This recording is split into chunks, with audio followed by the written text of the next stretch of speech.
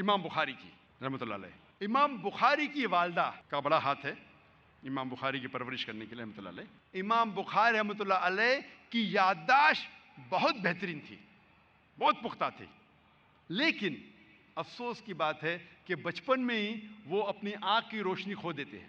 آنکھ کی روشنی کھونے کے بعد اس وقت کے سب سے بہترین ڈاکٹر کو دکھانے کے باوجود ان کی آنکھ کی روشنی نہیں آتی۔ اس کے بعد امام بخاری رحمۃ اللہ علیہ کی والدہ روز لگاتار اپنے رب، اپنے خالق اللہ سبحانہ و تعالیٰ سے دعا کرتی ہے کہ میری بیٹی کی روشنی لوٹا دے۔